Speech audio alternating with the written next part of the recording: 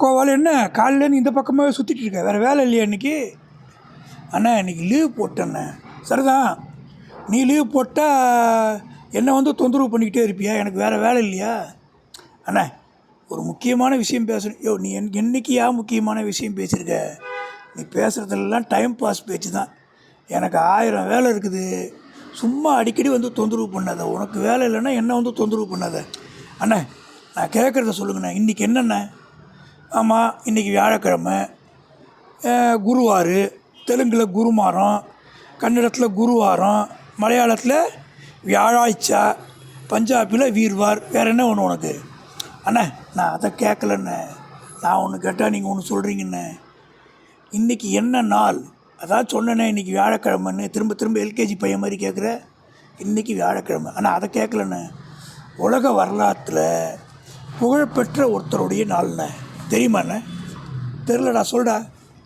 அண்ணா இன்றைக்கி மிகப்பெரிய சாதனையாளர் அப்ரஹாம் லிங்கன் அவர்களுடைய பிறந்த நாள்ண்ணே. அவர் 12 பிப்ரவரி 1809 ஹார்டின் வட்டம் கெண்டக்கிங்கிற இடத்துல பிறந்தாருண்ணே. அவர் ஐக்கிய அமெரிக்காவோட 16வது குடியரசு தலைவர். அடிமை முறைக்கு எதிர்த்து தெரிவித்து அதை ஒழிக்க முயற்சி பண்ணார்ண்ணே. உள்நாட்டு போரில் ஜெயிச்சு அவர் வந்து ஜார்ஜ் வாஷிங்டனுக்கு அப்புறமா புகழ்பெற்ற அற்புதமான ஜனாதிபதிண்ணே. 1865 13வது அரசியல் சட்டத்திட்டப்படி அடிமை முறையை ஒழிச்சார்ண்ணே. அவருடைய சொற்பொழிவு இருக்குல்லண்ணே, கெண்டிஸ்பர்க், அங்கே அவர் பேசினது இன்றைக்கும் புகழ்பெற்ற ஒன்றுண்ணே. வாஷிங்டன் டிசி வேர்ல்டு அரங்கில் கொல்லப்பட்டார்ண்ணே. அவருடைய அப்பா ஒரு ஏழை தச்சர்ண்ணே. காடுகளுக்கு இடையில் 9 மைல் நடந்து போய் படித்தார்ண்ணே. 9 வயசில் அவங்க அம்மா இறந்துட்டாங்க.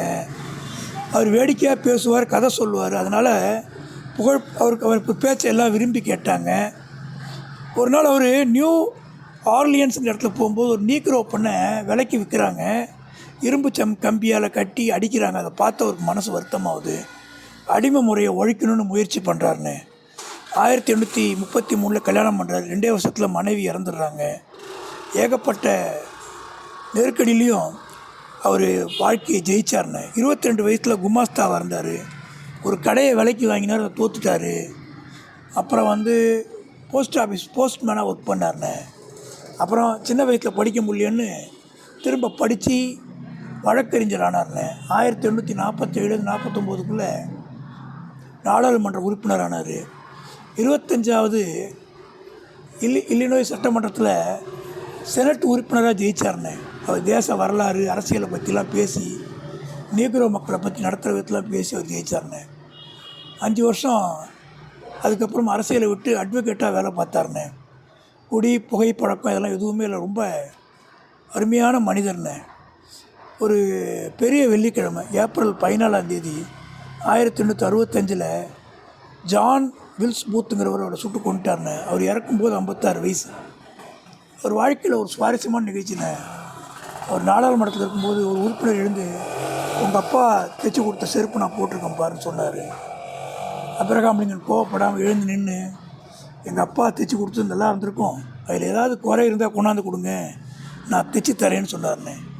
ஒரு பெரிய பதவிக்கு வந்த பிறகு கூட எதிராளி வந்து எதையாவது ஏடாகூடமாக பேசினா பொறுமை காக்கணுங்கிறதுக்கு அது ஒரு நல்ல உதாரணண்ணே.